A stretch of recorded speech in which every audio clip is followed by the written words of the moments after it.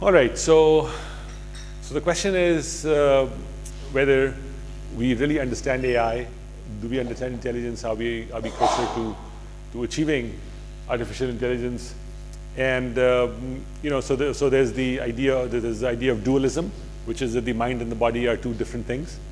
And if that's the case, then we might as well give up now, because we only have access to material things.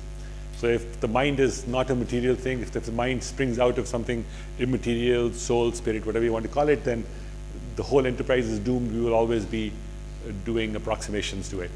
But as we believe that, we as scientists believe that the mind is something that emerges from the physical body. If that's the case, then there is hope for us. All right, so what is the new AI?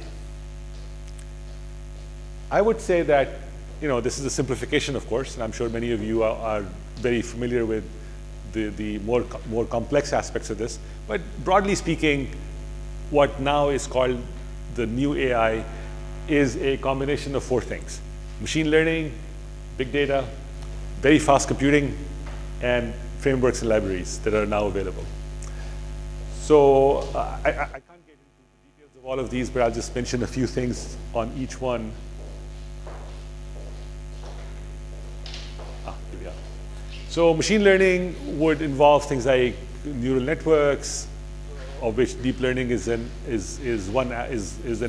instance. Also statistical models, Bayesian models, where you try to capture the statistics of data and build a model based on that adaptively. There are also graphical models, which often can be statistical models also. And then there are generative models where you try to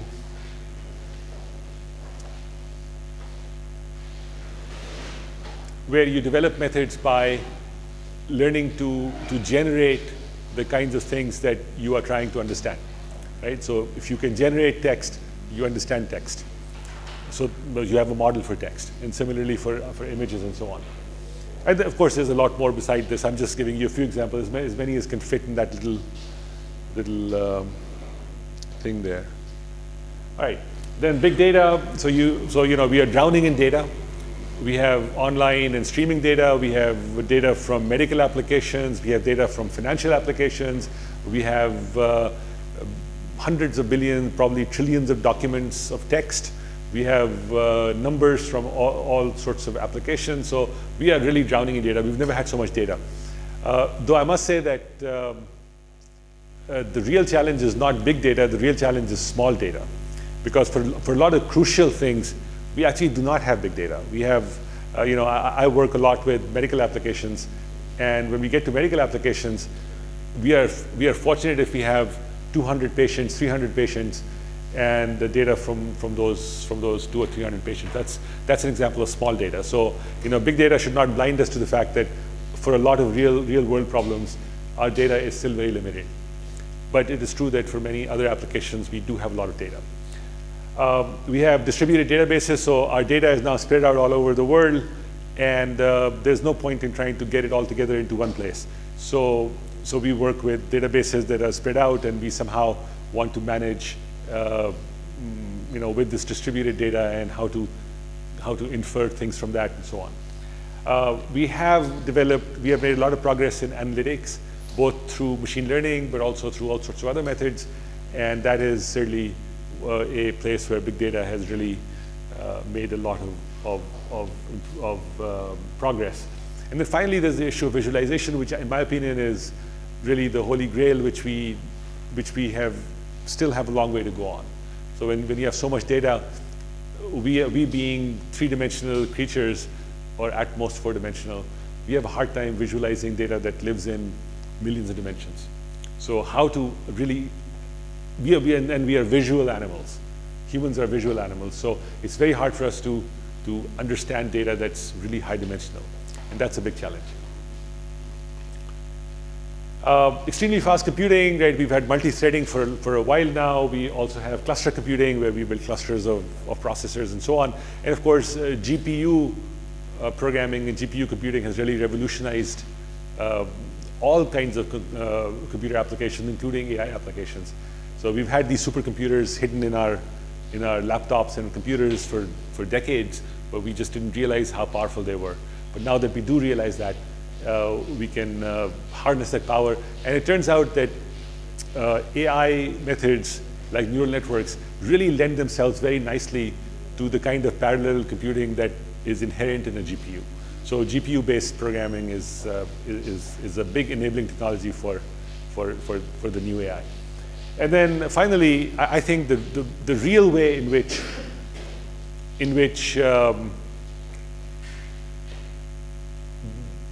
I think the real way in which AI will finally arrive is when we can implement hardware that supports intelligence. So even with GPUs, we are at best simulating things, right? But of course, the animal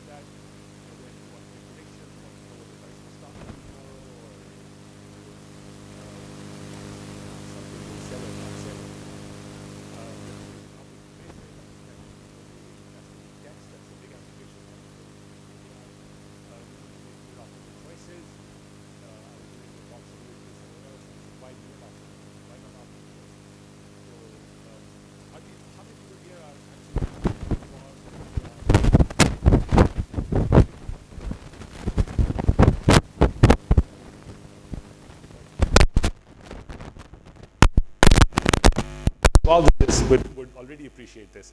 Finding optimal solutions to anything in the real world is virtually impossible. So all sorts of things that AI has to deal with, if you're looking for optimality, you are going to fail for sure. But fortunately, being close to optimal is often much, much easier. And if you have a system capable of learning, it can actually get pretty close to being optimal without being, in fact, provably optimal. So so we look for near optimal things. And we make near optimal choices. So an example of this would be, for example, games. So you heard about AlphaGo, where it learned to play Go and beat a world top ranked player. You also have other systems like that. You have Watson and so on, which all these systems make decisions, right? And they make decisions under complex circumstances. They make good decisions, and that's all you can ask for. Building bots and agents for all sorts of applications, sometimes for no application at all, and sometimes for mischief.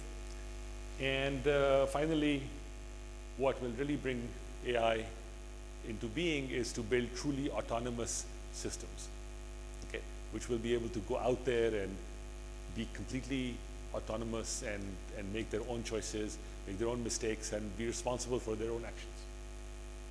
So, we already have autonomous vehicles, right, self-driving cars and so on, but that's just the beginning. We need to get much further than that to get to real AI. Right, some of the great successes of real AI, you have AlphaGo, which learned to play Go, and the nice thing was that when it learned to play Go, Go is a game which, I'm not a Go player, but from what I know of it, it's a game where the number of choices is so enormous that there is no possibility of any brute force, even approximately brute force method that would be able to truly play at the highest level. But the system, after seeing lots of Go games, was able to infer methods that enabled it to actually operate at the highest level. It played 5 games against this top-rated player and won 4 of them. So that's really good. And the thing is that the way it played Go was unlike the way any human plays the game. And it means that it figured out, it essentially developed its own intuition. Go can only be played through intuition, and it developed its own intuition. So that was I would say, an example of something approaching real AI. But I'll have a critique of that later on, right? Similarly, so also from DeepMind, they presented lots of screenshots of real Atari games, and screenshots and outcomes basically. And the system was able to, from the screenshots and outcomes, the system was able to learn to play almost all the games. Not all of them. It did not do well with a few games that involved deep strategy, but for almost all the games, it was able to learn to play it at a human level just by being exposed to lots of screenshots of the game and knowing the outcomes. All right, so the question is, have we achieved real AI already? And every so often you hear that some system has passed the Turing test, right? So there was some, I think over the last 5 years, there have been 2 or 3 excitements of that sort. So I don't want to get into the debate of whether the Turing test is a good test. I think it's just too fuzzy and too non-specific to really say whether it's a good test or not, or whether it's even a test at all. But so I don't think that's how we'll know that we have real AI. I think we'll know that we have real AI when you do not know that we have real AI. That if you've been talking to an AI system for a long time, and it's been sitting on a chair, playing games with you, going shopping with you, and you still don't know, you still aren't sure whether it's human or AI. Okay, at that point, we will have real AI. All right, so we've taken important steps, but I would say that what we have at this point can be described by other combinations of the letters A and I, but not necessarily artificial intelligence yet. Right? So you can think of it as augmented intelligence, where you've taken human intelligence and you've augmented it dramatically by providing systems that can do things that humans cannot do very well, right? Like analyzing large amounts of data. Humans are not good at that. So you have to wonder why being able to analyze oodles of financial data is considered part of intelligence. I mean, if humans are the standard of intelligence, well, that's not something that humans do very well. At least I don't, right? So I'll always lose money in stocks. Most people do. So clearly, being able to analyze lots of financial data and be able to predict good the prices of stocks, I'm not sure why we should consider that to be a hallmark of intelligence. It's clearly excellent inference, excellent prediction, and so on. But whether it should be considered part of intelligence, I think that's something to think about. So, but we are certainly augmenting intelligence. We're taking intelligence and we are magnifying it, amplifying it through machine learning. Also, we are doing intelligent analytics. So we have data. We used to analyze data in all sorts of ways. Now we can analyze data in smarter ways. So that's intelligent analytics. Because now we can use machine learning. We can adapt. We can figure. We don't have to know how to analyze the data. The algorithm will adapt and learn how to analyze data. So we don't have to tell it how to do it. So that's much smarter. So analytics has become intelligent. Also, intelligent automation. So automation used to be pretty dumb, right? We would build a robot, we would program it to do certain things, and would do exactly that thing forever. But now we can have automated systems that in fact adapt to conditions and learn to do things and improve their performance and so on. So we have intelligent automation. But the bigger question is, are we on the right track? Is this just a first step towards real AI, and then we'll keep moving along this path, and eventually we will achieve the holy grail of intelligence? So I would say that, and I'm going to be a little provocative here. I'm going to say that in some ways we are on the right track, but in some ways we are not on the right track. It doesn't mean that we are not on a useful track. We are on a very useful track, but we have to think about what we mean by intelligence. All right. So what do intelligent systems do? Well, they obtain information from their environment, they organize that information, they recognize patterns, they infer conclusions from information, and so on, all sorts of things. But ultimately, I don't know why this is a little bit fuzzy, but maybe my colors are not very good here. But I would say that there are three things that a truly intelligent system must be, without which I would not consider that system to be intelligent. Okay, one is that it must be autonomous.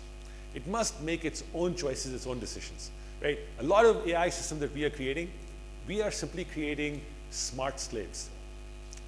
We want the system to be smart, but we want the system to do what we want it to do. In my opinion, right there, we have given up on intelligence. We are just creating a smarter slave. A truly intelligent system would be one that makes its own decisions, independent of us. Okay, of course, we might not want such a system, but that is a sine qua non of intelligence. Okay, then it must be adaptive. We all understand that, and many systems that we have now are adaptive, so it learns from experience. And finally, it must be versatile. So it must be able to do many things, not just one thing, right? When we build an AI system to predict stock prices, or when we build an AI system to automate a manufacturing process, or when we build an AI system to analyze text and infer sentiment. Okay, that is not an intelligent system. That's a smart algorithm of some sort, but it is not versatile. It can only do that one thing. Maybe we can train it to do two things or three things, but real intelligent systems are not limited to in the number of things they can do. They are smart in general. So we have this notion of general intelligence, right? And until we have general intelligence, we do not have intelligence.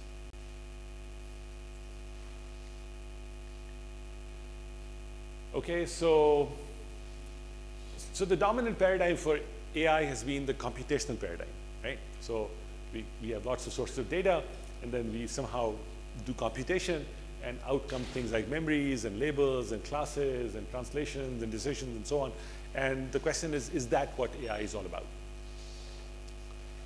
Well, the classic symbolic view of intelligence was that you have this sense, think, act cycle where we sense, then we think, so we process the data, analyze the data, and then we act on that data, and then the world changes because of our actions, then we sense again, then we think again, then we act again, and then we get into this loop here. So in this assumption, or in this view, the mind is basically abstract computation, right? And the key assumption is that intelligence can be produced by by implementing the abstract processes of the mind as algorithms. Right? So if we can find, we can develop algorithms for recognizing faces, and algorithms for navigating robots, and algorithms for classifying text, and algorithms for all sorts of things that we associate with intelligence. And then at the end of that, we will have intelligence. Right? And in this approach, you would implement algorithms for all the functions, and then somehow design control mechanisms to figure out which algorithm to call when, and then once you have that, you have an intelligence system. Okay, this is a fundamentally reductionistic approach, right? So you are dividing up the problem of intelligence into many parts, and then you're building algorithms for each part. And you hope that when you have all those algorithms, you put them together, the whole thing will be intelligent. However, while reductionism has been incredibly useful for science, it turns out that when you get to complex systems, reductionism is not going to give you the complete picture. And intelligence is the quintessential complex systems situation. So we can ask, is the brain really a computer? Right? So in the computer metaphor, the brain is like a computer, perception is the input, cognition is the processing, action is the output. Right? So to that extent, it's a reasonable thing to say that the mind is some kind of computation. But is it this kind of computation? And I would say that it is not this kind of computation. So let's look at the similarities and differences. So if you compare brains and digital computers, both are physical systems. Okay. They both use electrical signaling.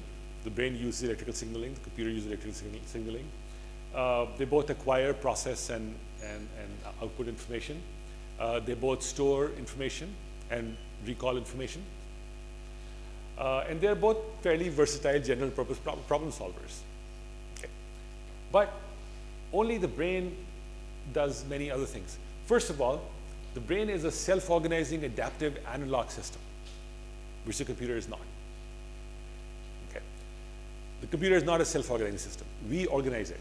We designed it, and then we program it, and that's how its organization develops. The brain, surprisingly, uses slow computation. Our computers get better and better the faster we make them. The brain is not particularly fast at all. The computation in the brain is very slow, right? But somehow, those slow chemical components achieve fast computation.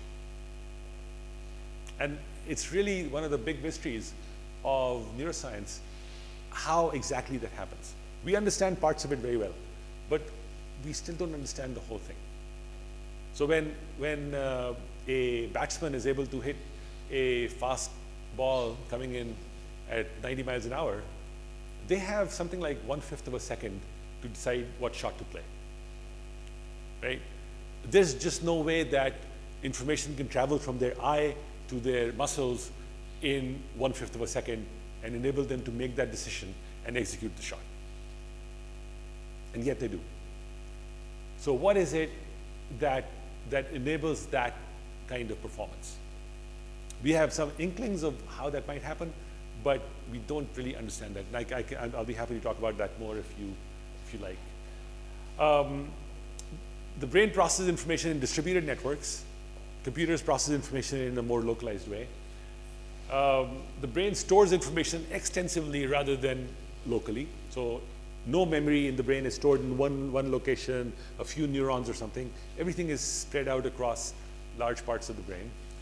And it accesses memory, it accesses information by association, not by address, right? So you recall something because of an association with something else, not because you know where that information is stored, like you do on a computer.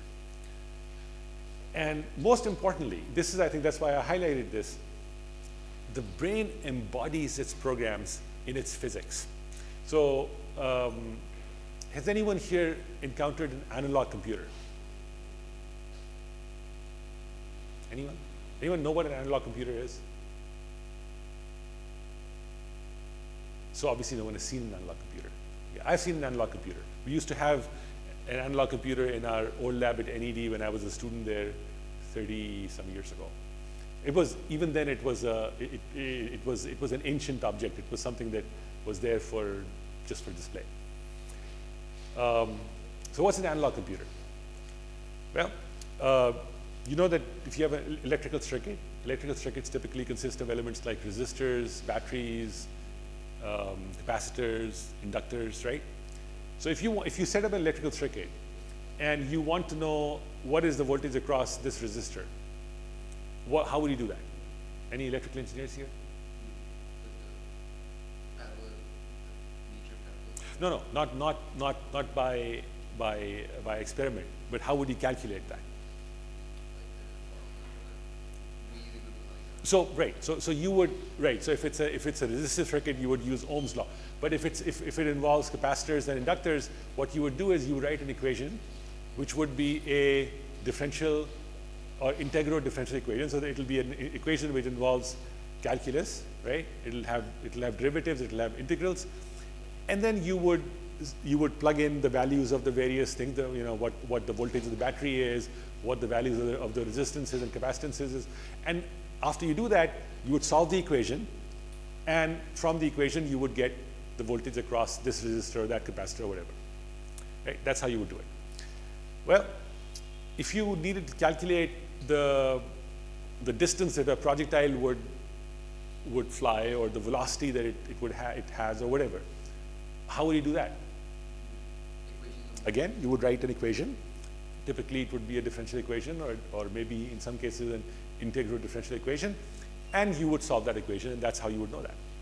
Well, it turns out that one way to calculate the velocity or distance or whatever you want to calculate about the projectile is to take the equation that you would solve for the projectile and make a circuit that has the same equation, except that instead of velocity and momentum and mass and those things, instead of that, here you have voltages and currents and capacitances and resistances. But the form of the equation is the same. And then you would, so the projectile is hard to implement. The circuit you can implement very easily on a board. You make the circuit, you let the circuit run, and then you measure the voltage with a meter. And that voltage in the circuit corresponds to the velocity or to acceleration in the projectile. And that's how you solve the problem. And that's an analog computer. So in an analog computer, you use the physics of the system to do calculation. The body, including the brain, is an analog computer. Okay? The water in this bottle is also an analog computer. It is also computing something. It's not a very interesting computation, but nevertheless, it is computing something. And maybe in some cases, we might be able to map something we want to compute onto the molecules of the water, and then if we could read something from it, we might be able to solve the problem with that. So,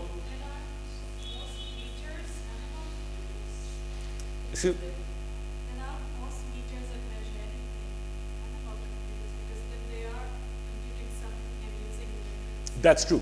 That's true. So meters, almost all meters, use the physics of something, a coiled spring or something like that, and then turn that into a number, right? So a thermometer, for example, which is a very simple meter, it's using the expansion of fluid to show you temperature. Exactly.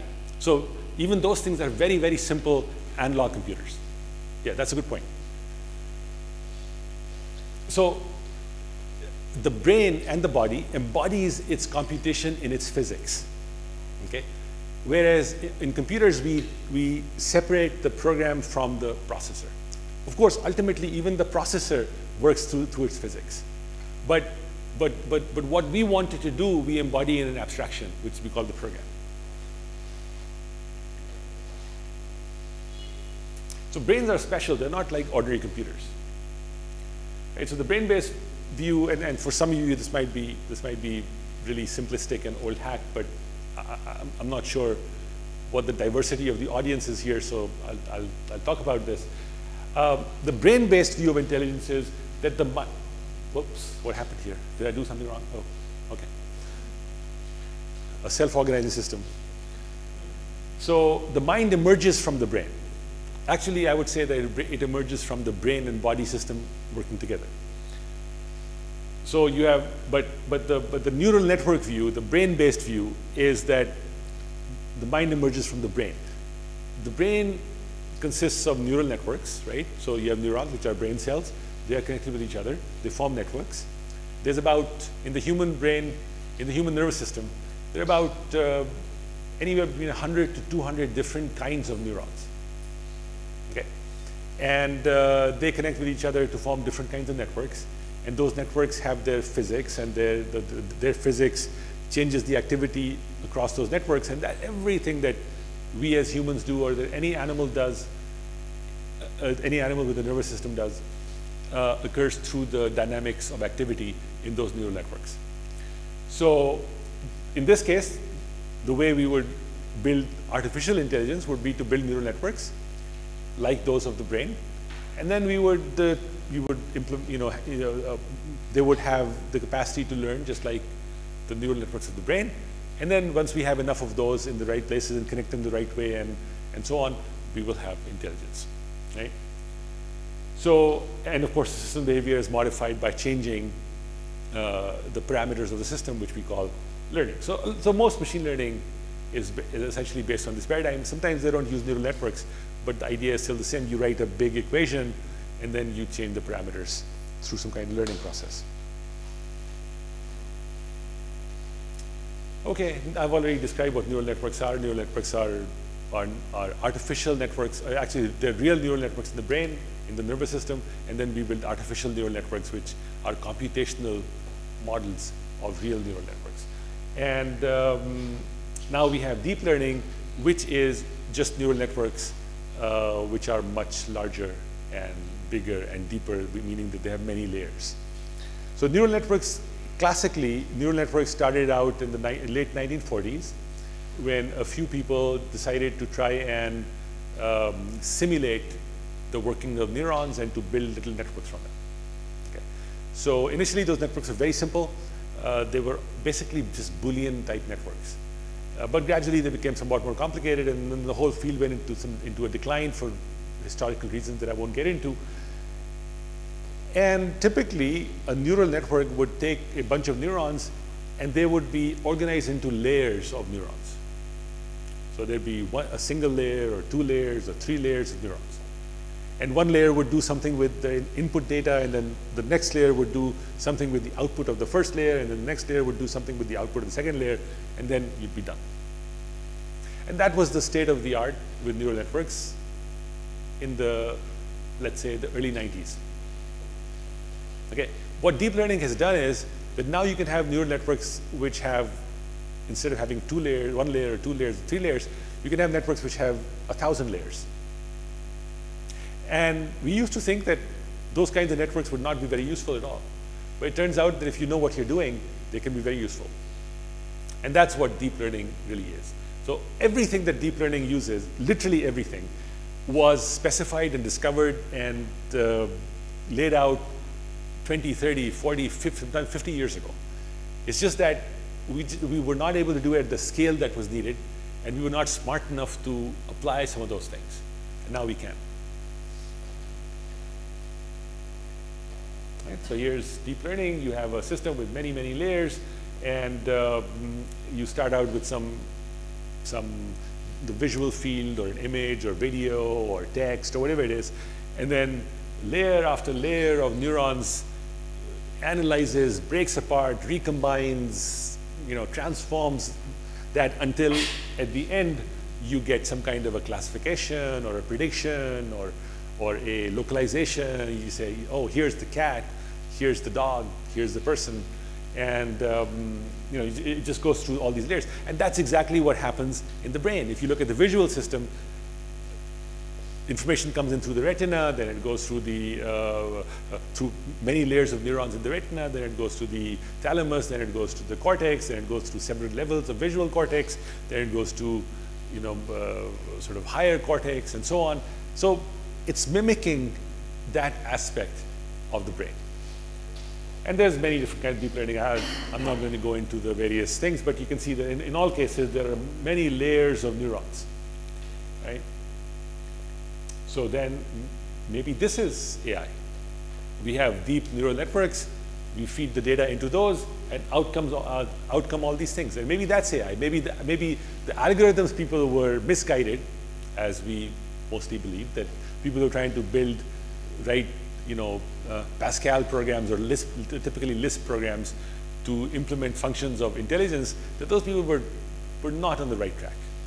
Because intelligence is not this abstract computation. But maybe if we do it through neural networks, then it's similar enough to real intelligence systems that this will be real AI. Okay, so yeah. Mm-hmm.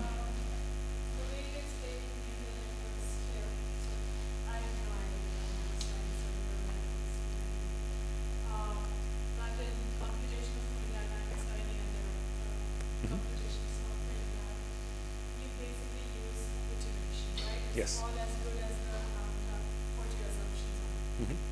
And over time, it's just putting it into, as you said, a near-optimal solution. Mm-hmm. As close as possible to the real solution. Is that kind of what's happening? That is what's happening. Right. This is a way of just describing an iterative process? Yes. So I would not say that all machine learning happens like that, but most machine learning still happens like that, where you take lots of data and you have a system that's capable of adaptation, and then you iterate over that data over and over and over, and the system adapts to it, and at the end of the process, the system is better than it was at the beginning. So yes, a lot of machine learning, most machine learning still happens that way. In fact, that's going to be one of my main critiques of machine learning as a basis for intelligence. Uh-huh.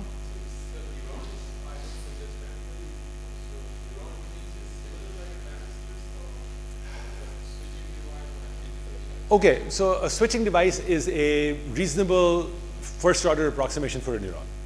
Okay, so you can think of a neuron in the simplest sense as a device which receives input, and if the input becomes large enough, the device becomes active. Okay, so that would be a switching device. Now that is a gross simplification of a real neuron. Real neurons are much more complicated than that. They process information in far more complicated ways. But yes, as a zeroth order approximation, you can think of it like that. Yes, so you could in principle implement a neuron as a single transistor.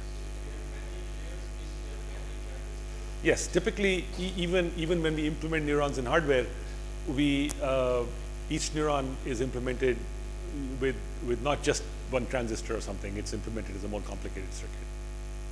And we are searching for and have found some circuit elements which are capable of adaptation and so on, which give us some possibility of building circuits that are more like neural networks. All right. So here's a comparison of the current state of the art in machine learning and what I call natural intelligence, right? And I think this is probably the central argument that I want to make. I said I wanted to be provocative, so I'm going to argue that a lot of what we are doing in AI is actually bringing us closer to real intelligence, but a lot of it is still not pointed in the right direction. All right, so let's just start looking at one by one. So, the comparison goes across like that. So in machine learning, typically we need lots of data. Again, there are counterexamples to all of this. In some cases, we do not need a lot of data. But in general, the kinds of big successes that you hear about, they depend on having lots of data. Okay? And we have lots of data, but that doesn't mean that it's the same thing as intelligence. So machine learning needs lots of data. Natural intelligence typically needs very little data. Okay? And we can think about why that might be the case. Sort of going with that, machine learning typically needs many iterations through that large amount of data. So like you were saying, you have millions of data points, and then you go through them thousands, tens of thousands, hundreds of thousands of times in order to train your system to have good performance. Whereas a natural intelligence system typically learns in a few trials, sometimes even in one trial, sometimes even without trials. Yeah.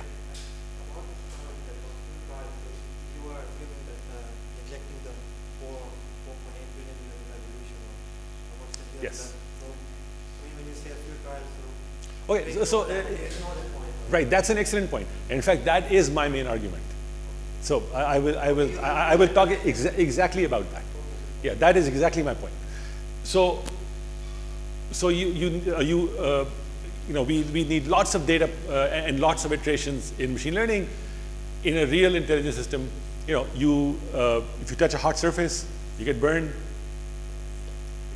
Usually that's all the experience you need. After that, you will not touch anything hot. All right? In many cases, you learn even without a single experience. The first time you see a snake, you might be scared. You may never have seen a snake before, but you might be scared. So you learn even without a single experience, a single trial. Okay, and we can think about why this happens, and that's the point you're making is actually the basis of it. Okay, data needs offline storage. So because we need all this data, and because the system has to be shown this data over and over, the data has to be stored somewhere offline so that it can be recalled and shown to the system. In a real intelligence system, 99.9999% of the learning happens through real-time experience. Okay, experiences are never repeated. In the last less than 100 years, we have acquired the capability of playing experiences over and over, right? So now a football coach can actually play the recording of a match over and over, and the players can learn from that. But that is a very recent capability. For the first 500,000 years of human existence, and before that, the 500 million plus years of the existence of animals with nervous systems, they have not had the ability to replay experience over and over. Okay? And yet, we learn. Now, it turns out that we do replay experiences in our brains, and so do animals. And we can see that. We can actually record from rats, and we can see that they are replaying their experiences. But again, in a very limited way. Okay? So, here, almost all learning happens in real time online. Typically, AI systems are still trained for particular tasks, right? So you train a system to recognize objects. You train a system to translate text. You train a system to control a robot. You train a system for a particular thing. Whereas real intelligence systems do all those things and many other things. And in fact, you can't even divide things into an enumerated set of capabilities. That's general intelligence, right? In combination with that, typically an AI system is driven by a particular goal. You want to achieve perfect translation. You want to achieve excellent control of your robot.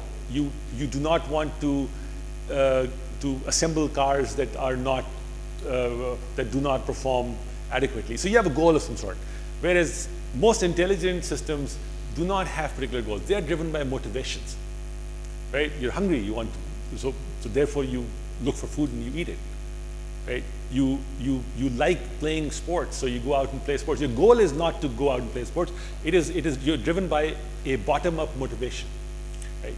We still do not build systems that are driven by motivations, though now we are in some cases beginning to do that. In many cases, when an AI system is trained, once its function is good enough, it stops. We say, fine, it's good enough now. We can stop training it, or it's good to go. Whereas a real intelligence system never stops. It just keeps learning forever. And one reason why we often have systems stop learning is because if we have them go on learning, they will start forgetting. And you can have catastrophic loss of information, catastrophic loss of capability, and so on in these systems, whereas a natural intelligence system is much more resilient. And one thing I put there was that learning in current AI systems typically decreases or often decreases learning potential. The more you learn, the less you can learn after that, because you're afraid, you try to protect what you've learned. Whereas in real intelligence systems, the more you learn, the more you can learn after that, because the systems build on top of what they've learned before.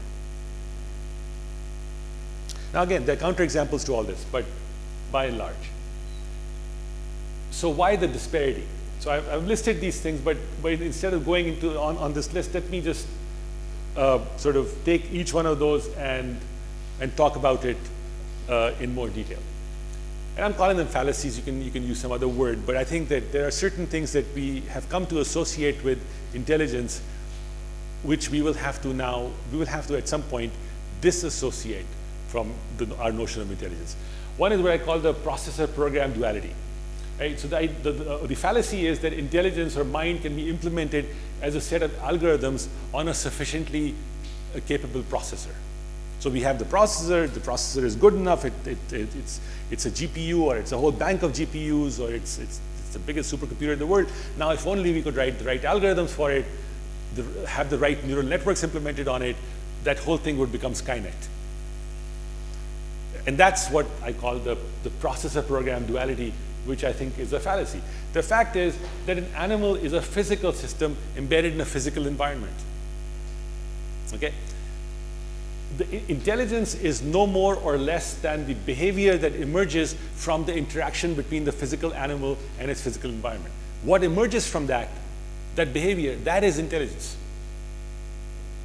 Okay? Intelligence is not some abstract thing that's going on inside the animal.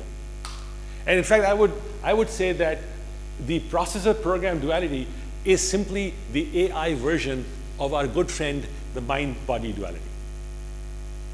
Okay? We sort of separate, we said the processor is the body. The processor is a physical thing.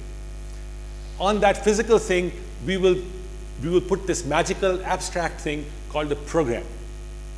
And then the thing will be intelligent. That's exactly the same argument that you have with the mind-body thing. You have a physical body, and you're going to give it a spirit or a soul. Okay, that's not the point. The intelligence has to arise from the processor, from the physics of the processor. Naturally. Okay, and not just the processor, but the whole body. So the program cannot be separated from the processor. The processor is the embodiment of the program. The physics of the processor, the physics of the body is intelligence. Okay, is life. And so computation is a useful metaphor for intelligence, but not disembodied computation, not computation as an abstraction, but computation as the physics of the body, like an analog computer.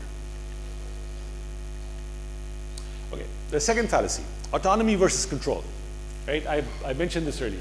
The fallacy is that it is possible to build an intelligence system that will always do what we want. Okay, that's a fallacy. That's a contradiction. If it's intelligent, it will not always do what we want. That's the whole point of it. If it will always do what you want, then it is simply reading your intentions and following them like a slave. Then it's not intelligent. Okay. So the fact is that intelligence is, in fact, successful autonomy. That's what intelligence is. Doing things autonomously that make you successful means you can survive. That's the point. All success is survival. So every intelligence system must be autonomous to some significant degree. Right? And truly intelligent system will make independent decisions. Okay? And we may not agree with those decisions. And we have to make the choice whether do we want obedient systems, in which case they will not be intelligent. They could be very smart, but not intelligent. Or do we want systems that are truly intelligent, therefore autonomous? All right? So otherwise, we are only building augmented intelligence. We are taking what we want, and we are doing it better through our systems. Fallacy number 3, reductionistic teleology. So this fallacy is that intelligence is a collection of enumerated capabilities. You build a system that can recognize things, that can navigate in complicated spaces, that can predict certain things, and so on. So we make a list of things, and we say, once we've written algorithms for all these things, the whole thing will work together as general intelligence. Actually, intelligence emerges hierarchically from the general behavior, the physical behavior, or the dynamics of the system, right? So the capabilities are general. Okay, there's no module in the brain which is there just for recognizing faces, and another module which just reads texts, and another module which does this or that.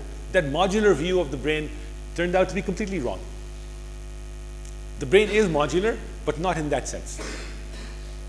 The brain and the body is very modular. Okay, we've learned that from physics, we've learned that from evolutionary biology, we've learned that from genetics, we've learned that from neuroscience.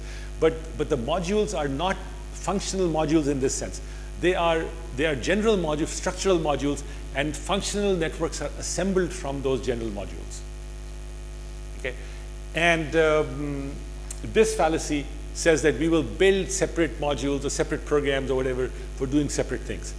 Okay, and that is just not the way intelligence works. So goals emerge implicitly as learning shapes intelligence, okay, driven by motivations and drives, instead of goals being pre-specified and then you build modules to satisfy each goal.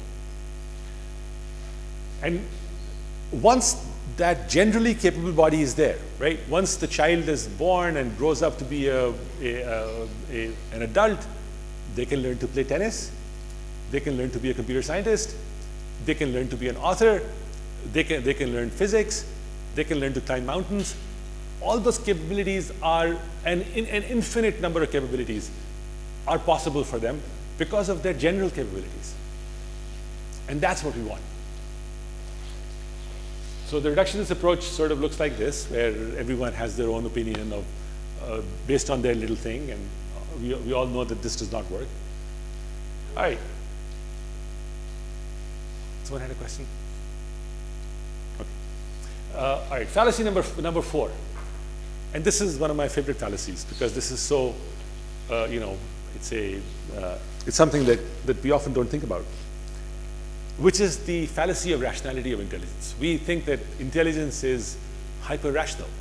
So the more rational we can make a system, the more intelligent it is, therefore. And in fact, all of our understanding of human and animal behavior, and recently all research in behavioral economics and so on, shows us that most decisions that we make are not rational. And so is that a feature or a bug, that our decisions are not rational? What do you think? They're not. No, they're not. Yeah. But is that a feature or a bug? Is that a limitation or a good thing? So is that a good thing or a bad thing? Yes, so most of our decisions are intuitive.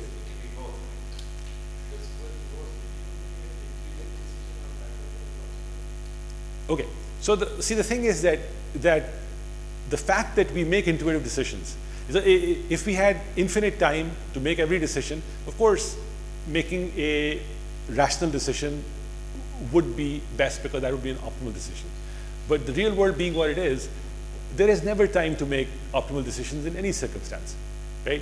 So the ability to make reasonably good intuitive decisions is actually a much more important capability than the ability to make rational decisions through more and more processing power. Because eventually, the things that we want to do will outrun whatever processing power we bring to bear on it.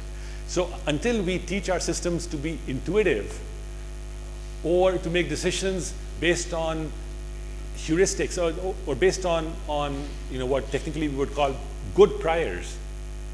Okay, a prior is a bias, right? So when you make a decision, you have a prior bias. So for example, we have a prior bias to be xenophobic, right? When we see someone who doesn't look like us, we have a negative response as humans. Okay, now civilization has tried to overcome that bias, right? So now we consider that to be racism, not something that we want to promote. But the reason we have that bias is because for the first 500,000 years of human evolution, that was actually a pretty good intuition to have.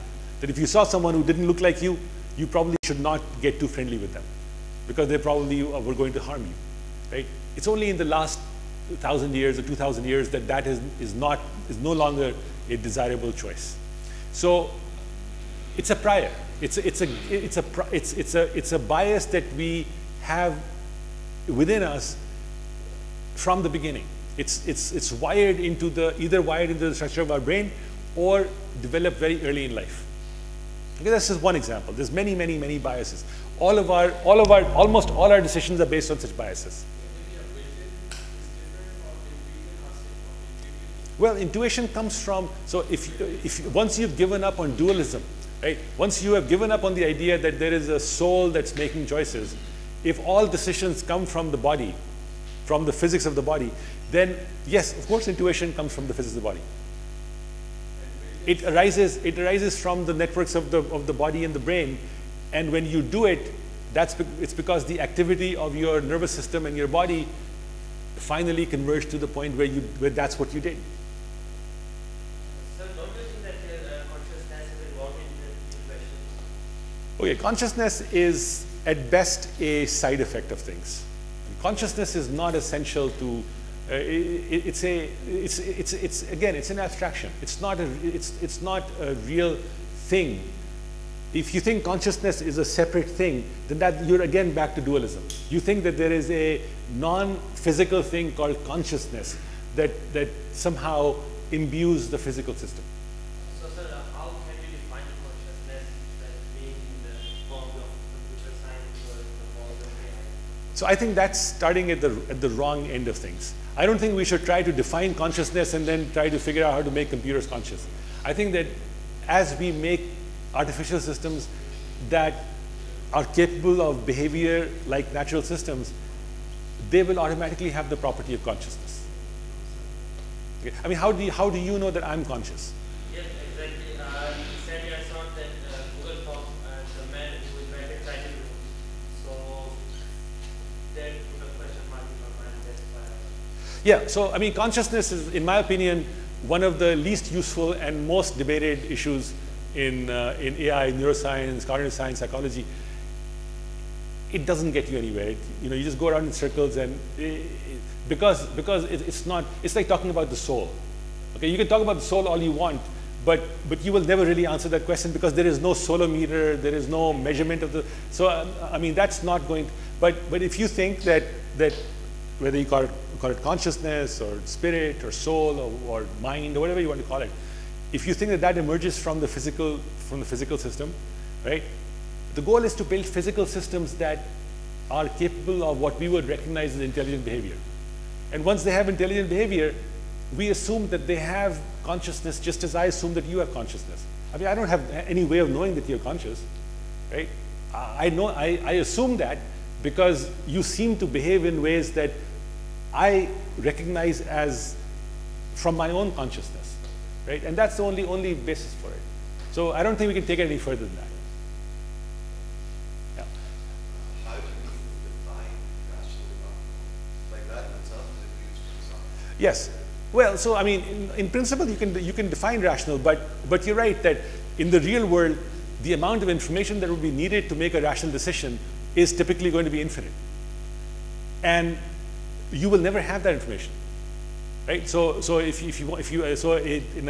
even a very simple game, you can have agents, each one of which is trying to make rational choices. But in making those rational choices, it must be assuming things about what the other agents know and what sorts of choices they will make. And since it cannot know that, ultimately it just gets into an infinite regress, and you will never have that information. But even as far as optimal goes, like for example, in philosophy, you have variables, you have philosophers.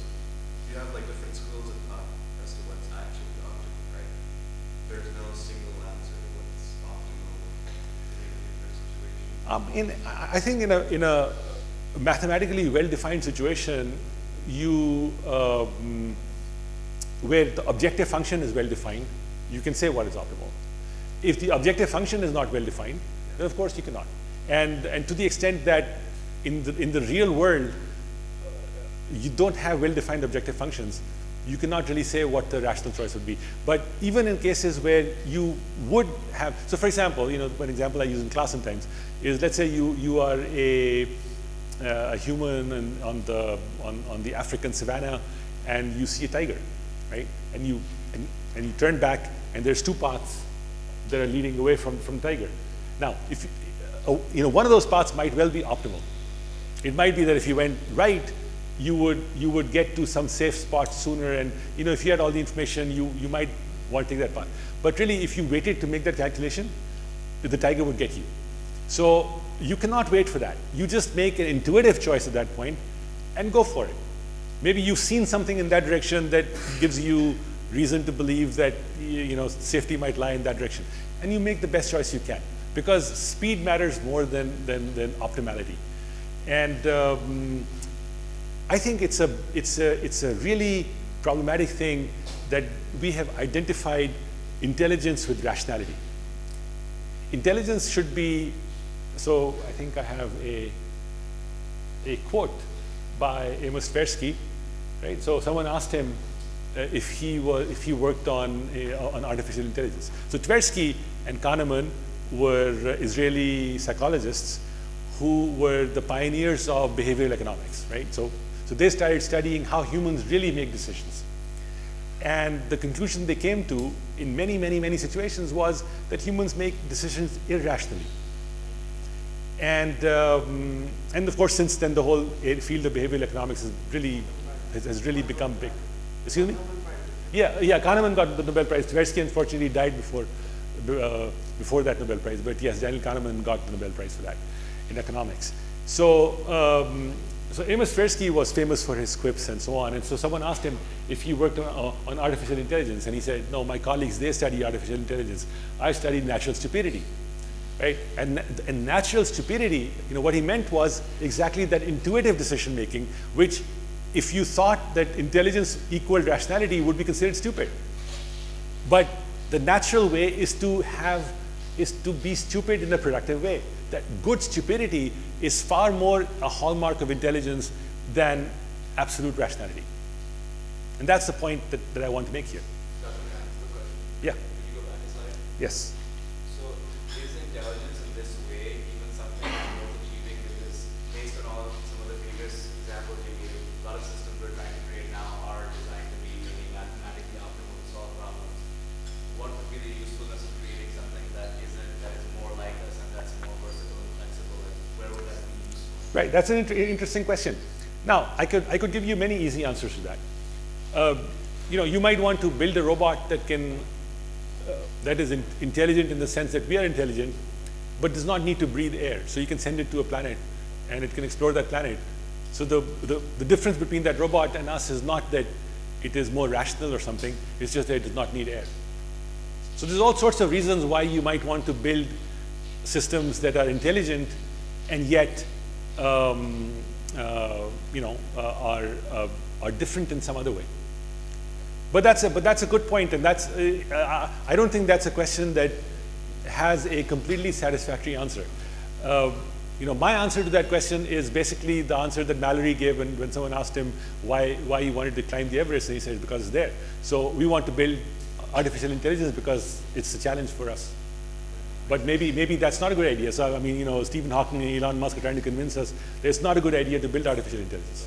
On that point, so right now people like Elon Musk, who is a huge public figure, will say things like, we need to be really afraid of AI, and you obviously have all this clickbait on the internet that's giving people who don't have educational background this AI information, which is due to fear causing them to be very concerned about the AI. Yes. What do you think is the natural worst case scenario? So I was going to get to that at the end, but I can tell you that I would say that we are incredibly far away from a situation where AI is going to take over the world and subjugate us or anything like that. Though of course we have a whole history of predictions being wrong. So maybe this one is wrong as well. But I mean, it seems to me that we are far from that point. But this does not mean that there aren't real hazards here. I think there are real hazards in the AI that we have right now. And I was going to talk about them a little bit later. I saw a hand go up in the back. Speaking of Sophia, looking at have expression robot that will be given the citizenship line Sophia. So the real-time expressions of her and all those things, don't we feel that the human intelligence are very close to that dangerous point that we are getting? I think that so certain aspects might show up that would cause us problems, But I don't think that the real problem that all these people point to is that once AI gets to the point where not only can it think faster than us and make decisions better than us, but is able to build more AI that's even better and better and better, and just kind of bootstrap itself to being the lord of the world, and then we wouldn't be able to do anything. So I think that we are quite far from that, from having general intelligence of that kind. That doesn't mean that intelligence systems cannot become very problematic in particular domains, and within those domains can cause a lot of problems. Okay, so I think that's very possible, and I was going to point to that later on. Yeah.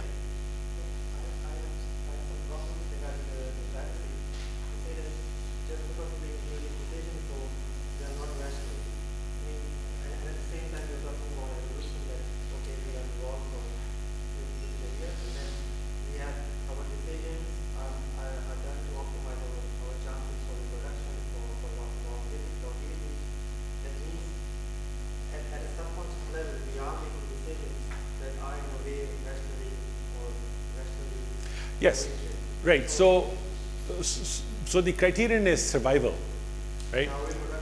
And survival long enough to reproduce. The criterion is not that the decision should be optimal. The criterion is that it should be good enough, right? So Herb Simon came up with the term satisficing for that. That you are trying to satisfy rather than to optimize. I had that in one of the previous slides, but I didn't go over that. But the point is that it is not necessary to be optimal.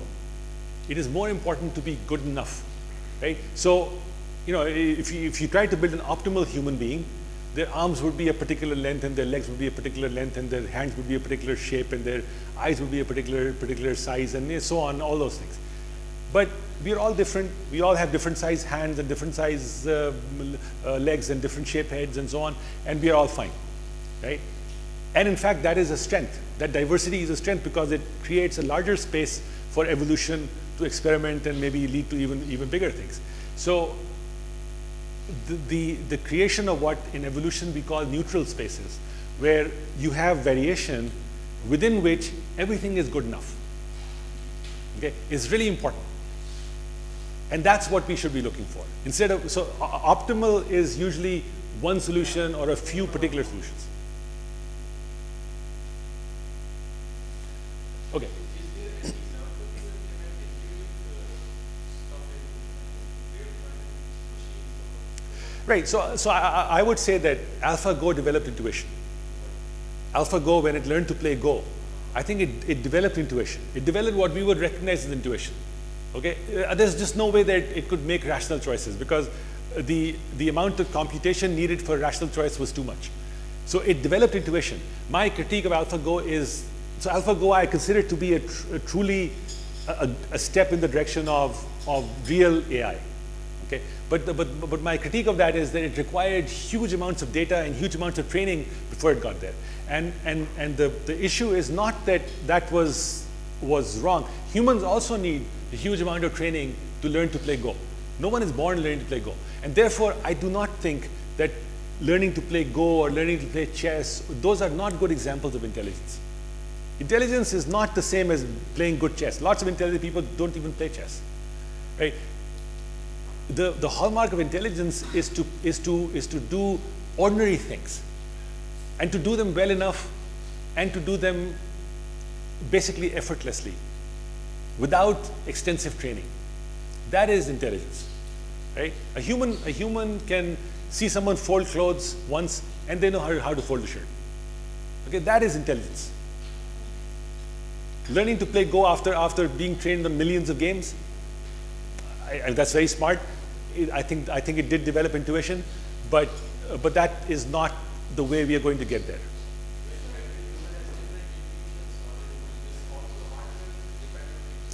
Yes, so everything depends on the hardware. Of course, I'm going to say that later on. Yeah, absolutely, absolutely. Mm-hmm. So when we're talking about doing something exceptionally well or doing it after a lot of repetition is not necessarily intelligent.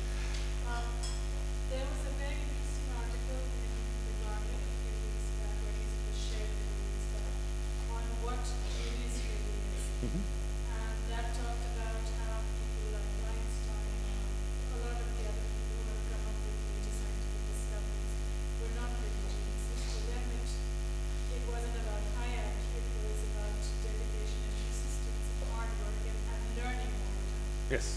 Right? So, in that sense, isn't it a question of what intelligence really should be, or what artificial intelligence really should be? Should it be something that, with repetition and with learning, allows us to answer the hard questions that are out there, or should it be something that is just capable of doing lots of things? I think it should. I think an intelligence system would be capable of doing many things, including learning to do good physics, like Einstein. So I would say that the ability to learn to play chess, or to learn to play Go, or to learn to be a good physicist, or to learn to be a good writer, is something that that requires intelligence, of course.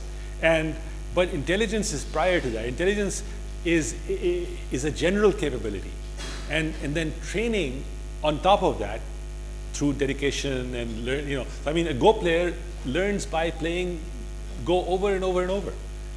And if they were not intelligent, they would not be able to learn that. So intelligence is the enabling technology here, and the ability, whether to become an Einstein or to learn to play Go well, is something that you build on top of that. So yes, the system should be able to learn those kinds of things, but the goal is not to build Einstein. If the goal of artificial intelligence is to build Einstein, I think that's a misguided goal. The goal of artificial intelligence should be to build Joe Smith. And then if you build enough different Joe Smiths, some of them will become physicists. So, but then that's the question, right? Like, what really is the goal? Just to have somebody that's non-human and intelligent? No, to have the general capability of complex behavior that can grow with experience, right? But the general capability, not a particular capability. So we don't want to create idiot savants, for example, right? That would be a very useful thing to have, but that's what we are creating right now. When we build a system for medical diagnosis, we are creating an idiot savant, and that's not really intelligence. Yeah. But isn't it like I would say, but isn't it up to the scientists that they can create systems? Like, for example, you said that specific system was playing Go, but can I not build a system which also plays Go, solitaire, chess? Yes. What about the next game? Right. So it should have its own ability to like start. Right. So my point is that as long as we see intelligence as checking things off, okay, can play Go, can play chess, can play checkers, can play Ludo.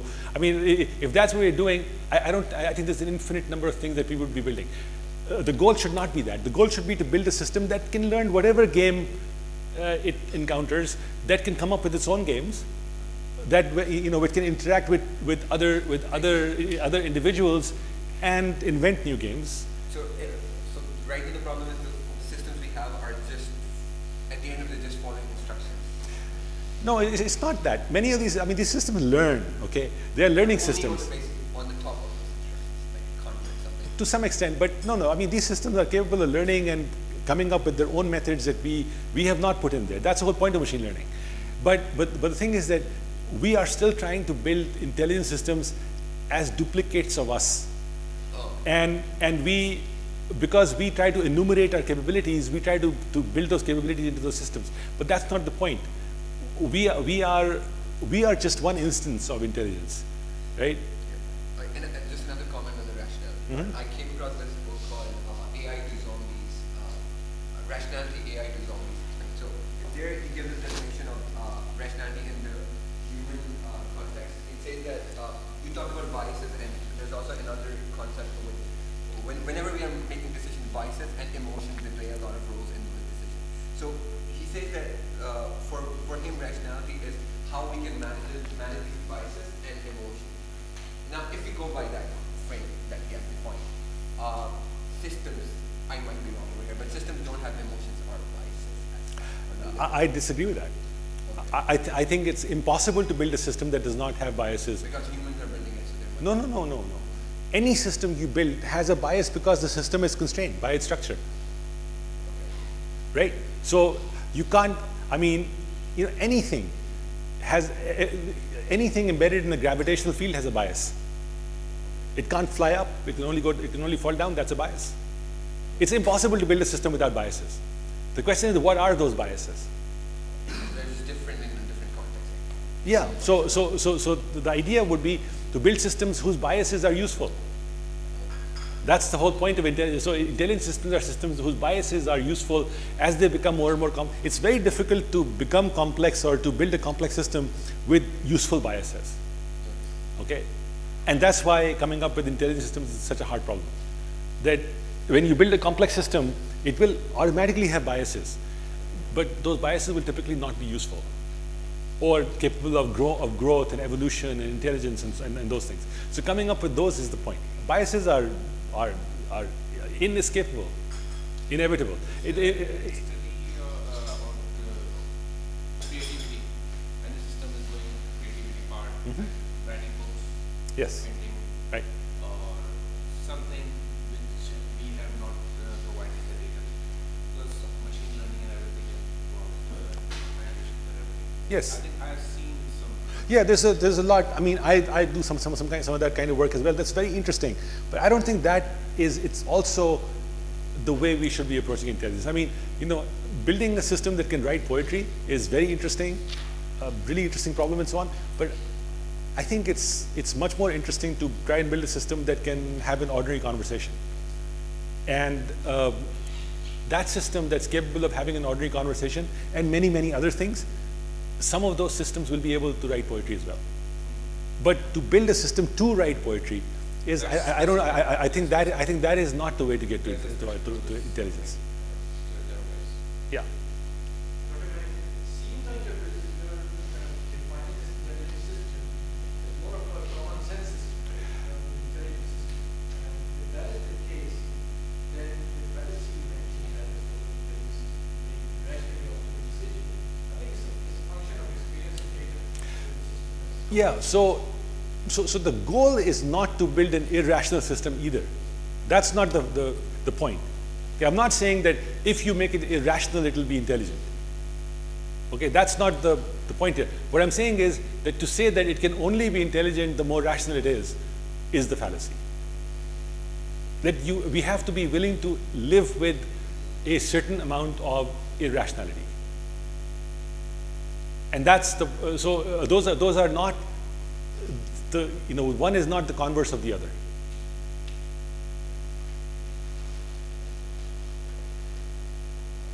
All right, so I don't want to go through all this, but because I think I've made that point. But the point is that the system, the physics of the system, the physical being of the system has to be such that when it behaves in the world, the result is behavior that is productive. And then at that point, we will have an intelligent system. So you can say intelligence has no limit, right? Yeah, I mean, I don't think that intelligence has any limit. I mean, Every mind is intelligent and intelligence has no limit. yes, I would not even know how we would define the units of intelligence, how we would measure that. So intelligence has no limit. Yeah, I hesitate to say that it has no limit because limit means that we have some way of measuring it. I don't think we have any way of measuring it. So because there's so many different kinds of infinite different kinds of intelligence that are possible. So I don't think that we.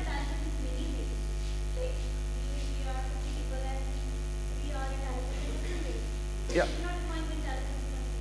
Yeah, yeah, absolutely. And in fact, yeah, I mean, you can't say this is what's intelligent and everything else is not intelligent. Yeah. Okay. All right. I think I already talked about what is natural stupidity. It's just the ability to make good decisions without the huge calculation that's needed to make rational decisions or perfectly rational decisions. So the natural stupidity is essential to the fast boot, real-time nature of intelligence, right? So we definitely want to have that. So where does natural stupidity live? Right? Where does it come from? And my point is that it is built into the structure of the animal's body and the brain. The brain-body system is a physical system. And these intuitions are built into it. So how are they built into it? And that gets to the point that you were making earlier. They are built by evolution, by development, and by learning, not just by learning. It's not that a human being starts as a tabula rasa, knowing nothing at all, and then could learn anything, and then somehow they learn to do the right things. Humans, any animal, is born knowing many things because of the body it has. Right? A human is born knowing that it can bend its elbow this way and cannot bend it backwards. Okay? It might not know that explicitly, but its body knows that. That is part of the innate knowledge that the body has because of its structure, the constraints on it. And those constraints are there because of evolution. Evolution, billions of years of evolution have produced a particular body that has particular constraints. Therefore, particular biases and particular heuristics already built into it. The structure of the brain, a lot of it is already specified by the genes. Therefore, a lot of intuitions are already built into it. And then during development, both prenatal and postnatal development, as the animal develops from a single cell to a multicellular differentiated animal, again, it is establishing biases within itself. Okay, so by the time it's born, it already has lots of biases. But maybe the experience that is so. Yeah, that's right. It's all part of its experience. But that experience is not what we would call neural network learning, for example.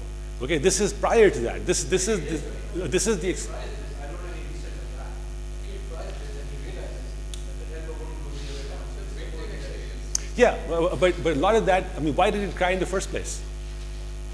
So because that was its bias. Okay, so and throughout the developmental period, when we try to teach our robots, I think I might have a slide on that somewhere.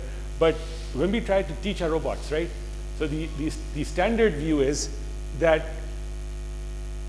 we have a brain which controls the body. So let's build the body, and then use machine learning to train the brain, which will therefore learn to control the body. Right? That's not how a human or a giraffe baby or a dolphin baby or a fish baby learns anything. Okay, the way they learn is that they start out being a very simple animal which can only do a few things. They learn those few things, and they learn which of those things is useful and which of those things is not useful. Then their body becomes more complex as they grow, and on top of what they've already learned, they learn more complex things. And then the body becomes more complex, and then they learn more complex things. So they never have to solve the huge problem of learning with a full-fledged body. Right? But the way we build our robots, we build this huge complicated robot, or whatever system we're building. Right? We build this system the system has 100 degrees of freedom, but it knows nothing.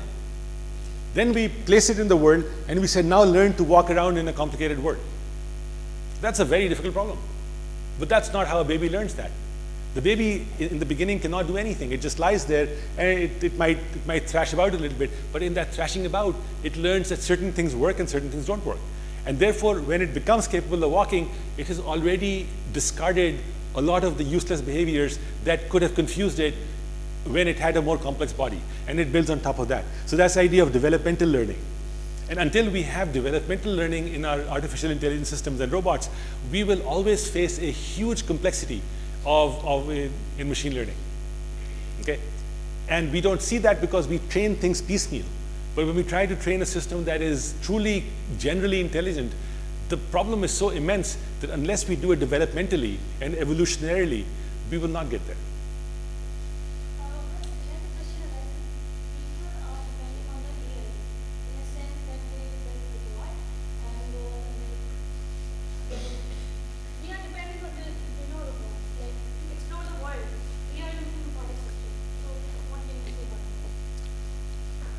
I think that's great. I think that we can certainly build intelligence systems that are usable as instruments, right? So we can build a smart system that can be used. In a sense, it's helping us explore the world. Sure, that's what I call augmented intelligence. So it is augmenting our intelligence Things that we could not do, it is doing for us as our slave. You talked about, you gave the example of a child in the sense of the developmental Mm-hmm. learning of it. But if I take that example in terms of, for example, you talk about financial markets and like how we put in data in. For example, don't you think that would come under the ambit of developmental learning when, for example, a model or something predicts that something, okay, I might buy that stock or something, but that doesn't actually happen. It probably would go up, but it doesn't go up. So don't you think that is also like developmental? Because next No, time so I would say that there's I'm dividing things into three categories. One is evolution. Okay, that happens over this. First of all, it happens to a species and not to an individual. Right? Individuals don't evolve; whole species evolve, and therefore the evolution creates a body that has constraints on it. That's the first set of biases. Okay, then development creates, instantiates an individual's body, and that individual's body, through its experience, acquires certain biases. Okay, that's what the style is of that body. And then on top of that, the nervous system especially is capable of learning, right? And that's where neural networks come in and all the learning stuff that we do in machine learning classes. How do you differentiate developmental and regenerative? Yes, it's harder to differentiate them, but development is inexorably coupled with a complexification of the body. So during development, the body-brain system is becoming more and more complex. During pure learning, the system's complexity is what it is, and on top of that, the system is simply reorganizing itself to perform better, right? So, I would see these as two different dimensions. There's one dimension along which the system is becoming more complex, and then at each level of complexity, horizontally, it is learning to do better and better. So this I would call development. This I would call learning. And this happens after the birth of the person? Yeah. So when a baby is born, they can do very few things, and then because their body, the degrees of freedom in the body are very few. Then as they grow, their body becomes more capable, their muscles become stronger, their joints become more capable of doing things. And as the body becomes more complex, their brains grow at the same time, and they are capable of more things, right? But I mean, imagine if someone was born an adult, okay, but didn't know anything, didn't know how to walk, didn't know how to talk, didn't know how to behave, knew nothing, but is a full-fledged adult. Imagine the learning problem that they would face. That learning problem would be impossible to solve. But right, exactly. But we are doing that with robotics. We build these complicated robots who know nothing, and then we say, now learn everything. And that's not the way to do it.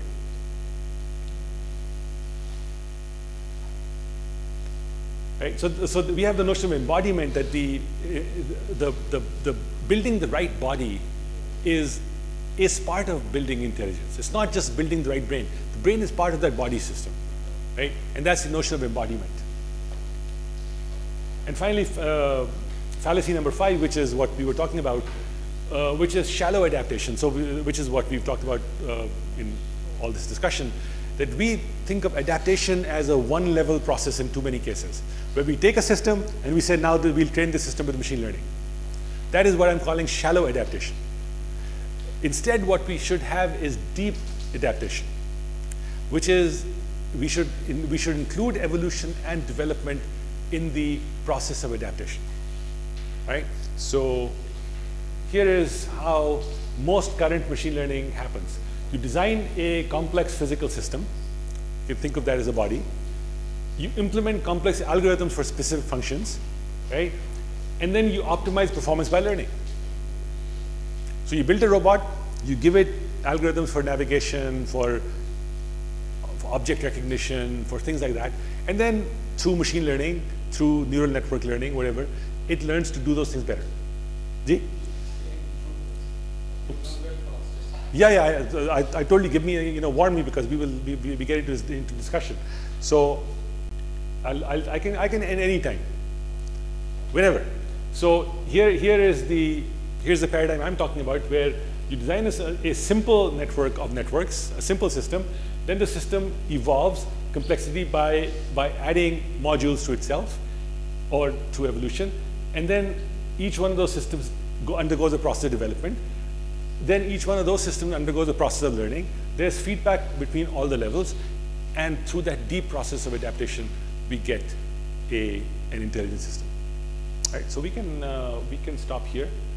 I mean, I've said most of these things already.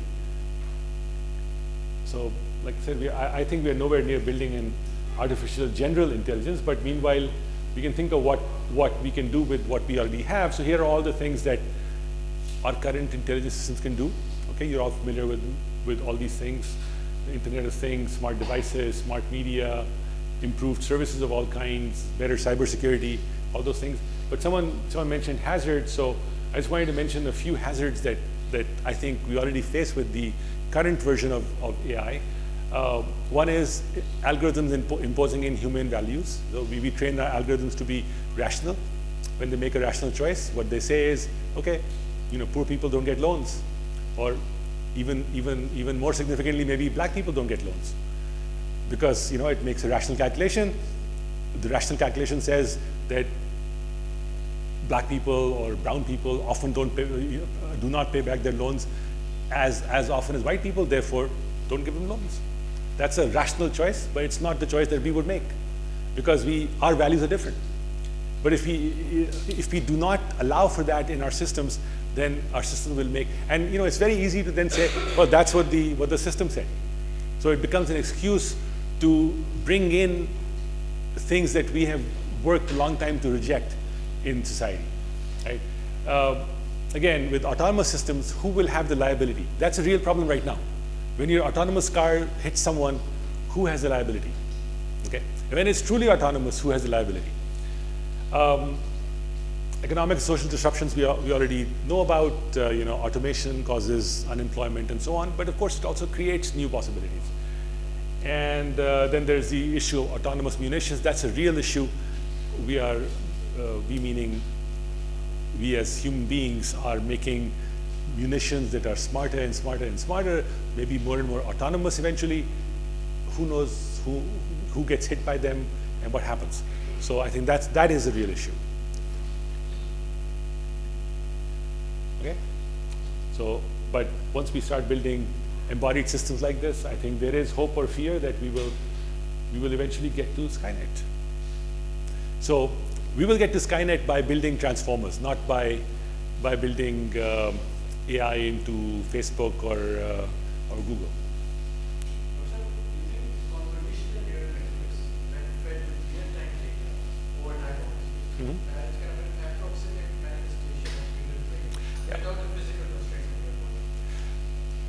For particular problems, yeah. I mean, so actually convolutional neural networks, in fact, are embodied systems, because we already build the filters into the networks which give them biases, right?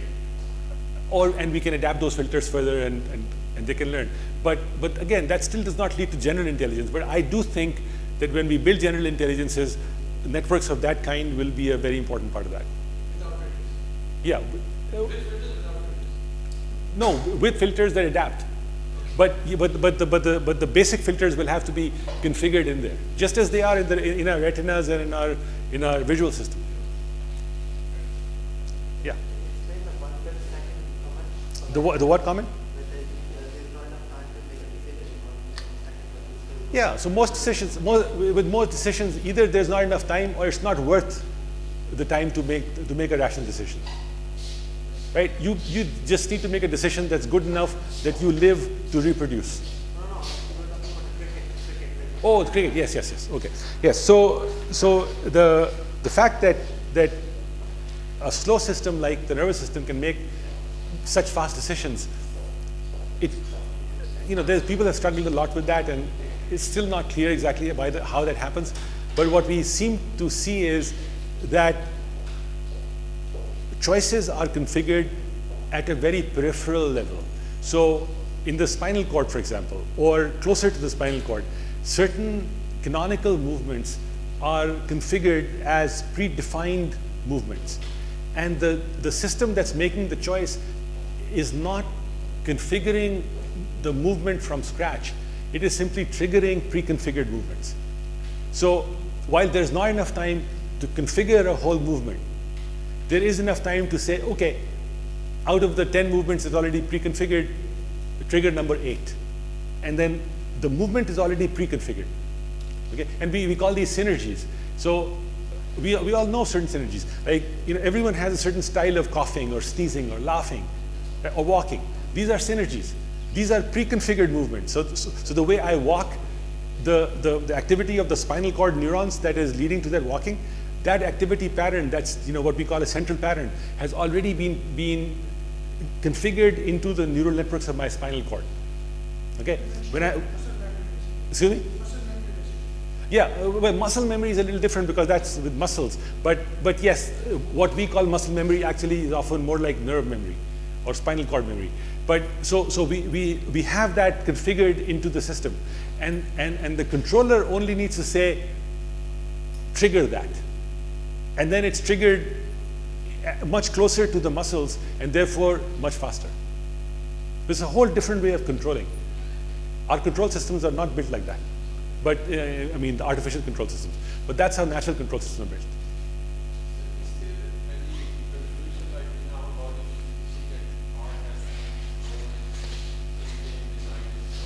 I'm having there's a little echo or something.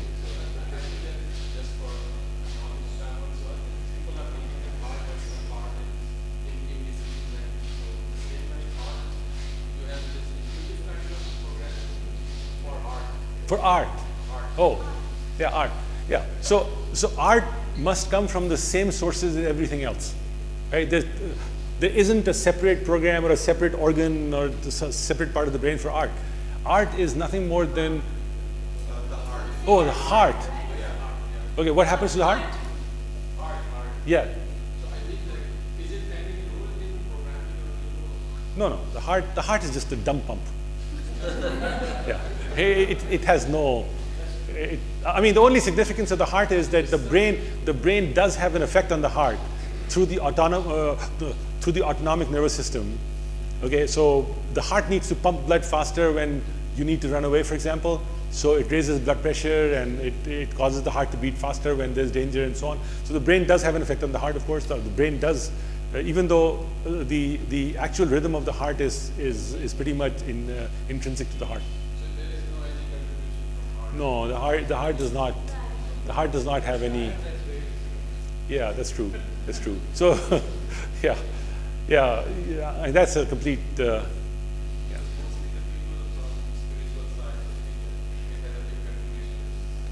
Yeah, I think we already dispensed with that, right?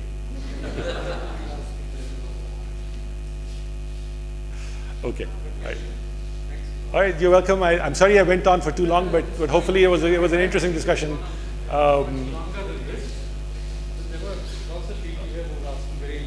Yeah, that's right. I appreciate all the good questions. I'm sorry, sometimes I wasn't able to, especially I think people sitting over here, somehow there was an echo that it was hard to hear. There was also a live stream going on. Okay. And there were 1,100 people. Oh my God. How do I get my self-respect back? All right. Thank you.